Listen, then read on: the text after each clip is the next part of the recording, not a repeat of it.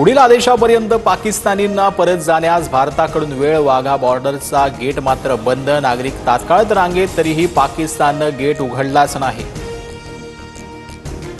भारत पाकिस्तान सीमावर्ती भागात 144 कलम लागू. संध्याकाळी 7 ते सकाळी 7 पर्यंत घरातून येण्यास बंदी.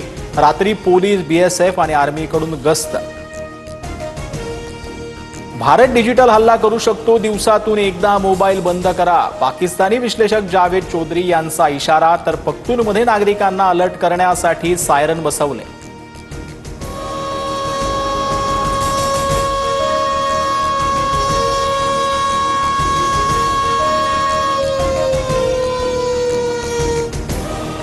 दहशतवाद संपेपर्यंत लढाई सुरूच राहील. कुणालाही सोडणार नाही. पहलगाममधील हल्लेखोरांना योग्य शिक्षा मिळणार.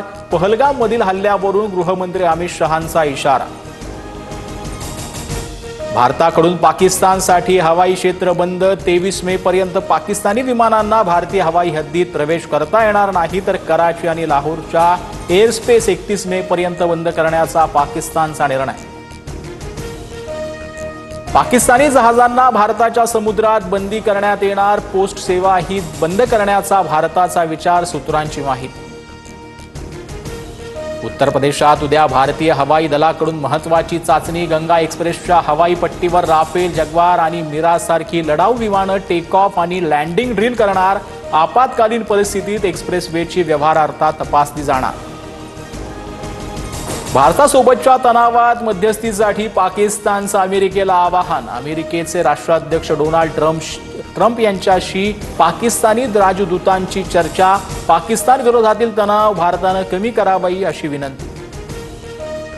दहशतवादाविरोधातील लढ्यात अमेरिका भारतासोबत. संरक्षण मंत्री राजनाथ सिंहांची अमेरिकेचे संरक्षण मंत्री पीट हेगसेतशी चर्चा. भारताला पूर्ण सहकार्य करण्याचं आश्वासन.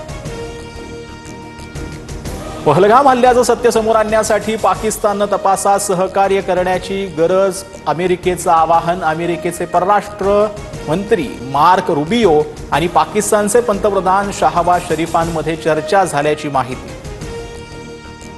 POK ताब्यात घेऊन दहशतवाद संपवा. घर में घुस के मत मारो, अब उनके घर में जाकर बैठो. पहलगाम हल्ल्यावरून MIMचे असदुद्दीन ओवैसींचं वक्तव्य.